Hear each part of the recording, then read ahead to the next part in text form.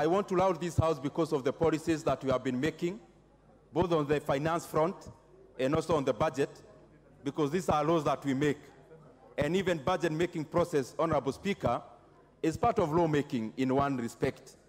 Honorable Speaker, I want to say that our country has had several issues that we are dealing with in regards to the economic growth, on the front of the macros, but also what I would call the economy of the pocket. And Honorable Speaker, the economy of the pocket, where the rubber meets the road, I want to say that there is room for improvement in terms of making sure that the standard of life of Kenyans is improving, also as we lower the cost of living. And Honorable Speaker, this is always a moving target, and we are doing everything possible so that we have this contained and aligned.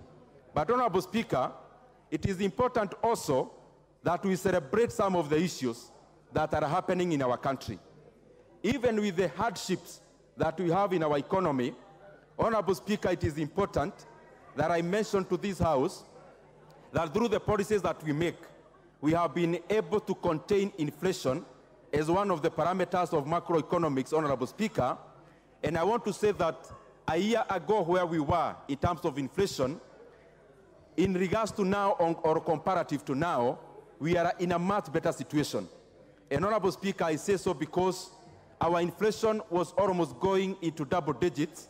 But as we talk here, Honorable Speaker, last month, the data we got from the Kenya National Bureau of Statistics is that our inflation is actually below 7%. It is important that I mention that our benchmark in terms of inflation in Kenya is 5%, and then there is a band of plus or minus 2.5% either way. And therefore, Honorable Speaker, on that front, it is important that I mention we are doing well. But Honorable Speaker, on the way we measure inflation, we look at it on the food side, which is food inflation, and also we add fuel inflation, and then lastly, co-inflation.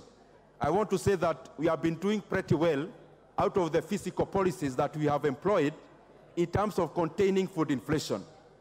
But also, Honorable Speaker, we have a challenge on fuel inflation, and I am sure the policies that we are putting in place will also address that sphere. And therefore, Honorable Speaker, our inflation would actually be much lower were it not for the gains that have been subdued by the fuel inflation side, Honorable Speaker, and especially on issues that are largely beyond the control of our country, Kenya.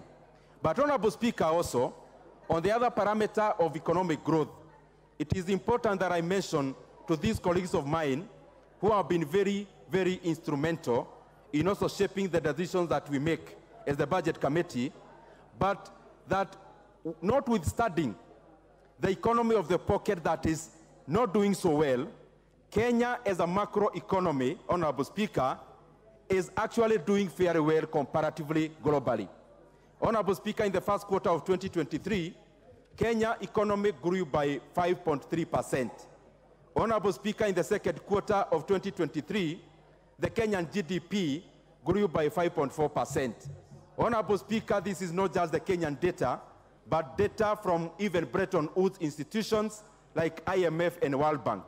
And in that respect, Honorable Speaker, Kenya in the first quarters of 2023 was actually the 29th fastest growing economy in the world.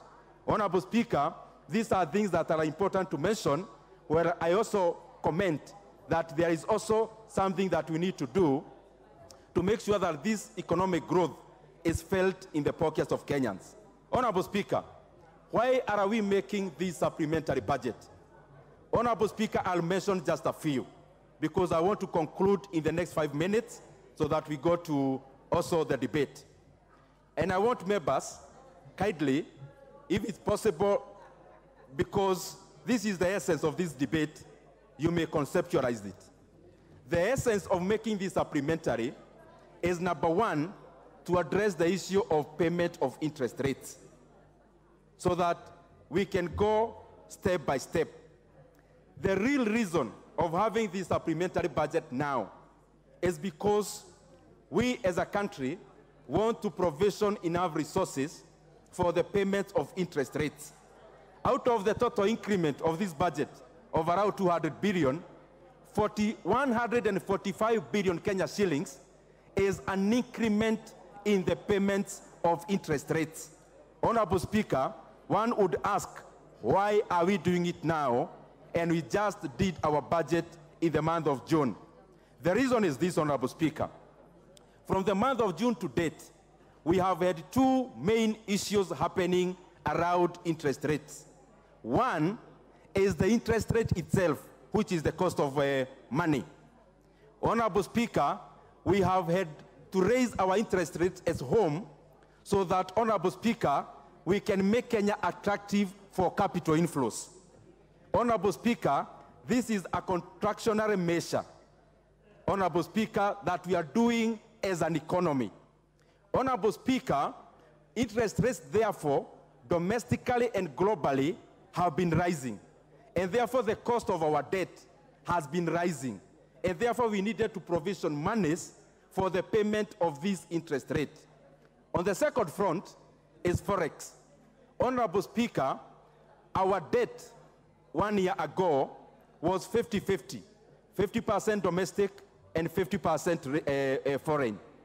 In a debt situation of 10 trillion, it therefore means our foreign debt was around 5 trillion Kenya shillings. And actually, to quote precisely, Honorable Speaker, it was actually 4.3 trillion Kenya shillings in terms of our domestic debt. Now, out of this foreign debt, majority of it, Honorable Speaker, is dollar denominated. But the Kenya shilling has lost around 20% from January to date. And actually also from June to now, we have been subdued. And therefore, Honorable Speaker, we are provisioning monies so that we are able to pay our obligations timely, Honorable Speaker. And the reason for this, Honorable Speaker, is that the government funds itself using cash, which is the Kenya shilling. But in terms of the payments of international or foreign obligations, we use domestic currencies.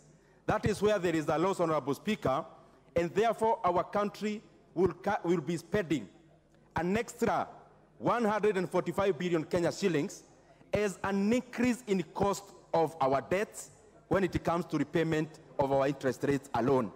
Secondly, Honorable Speaker, some of the increments that you have made in this budget, number one is education. We have put in 20 billion Kenya shillings into TSC. Honorable Speaker, out of the policies we have passed in this House, policies around NITA, policies around the new NSHF, Honorable Speaker, the previous NHIF, the issues around NSSF, we needed to provision TSC with money, being the largest employer in Kenya, for the portion as the employer to be able to cater for those statutories.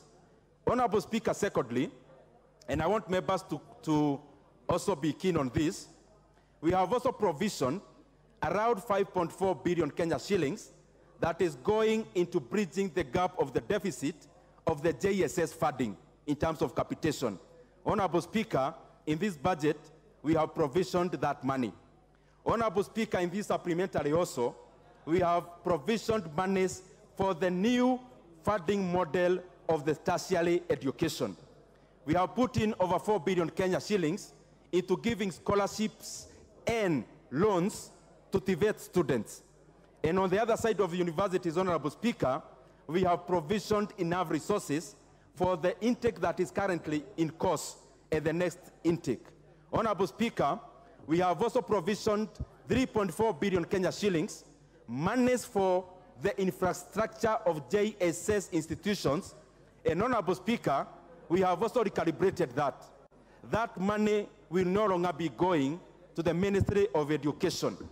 All that monies will be going to NGCDF because the patrons, the members of this House, have shown that they are the best managers when it comes to execution of public facilities. Honorable Speaker, also, we have provisioned 8.25 billion Kenya shillings that will go into post-harvest management and also the purchase of fertilizer for the next season. And therefore, Honorable Speaker, when it comes to inputs of our agriculture sector, we have taken care of that.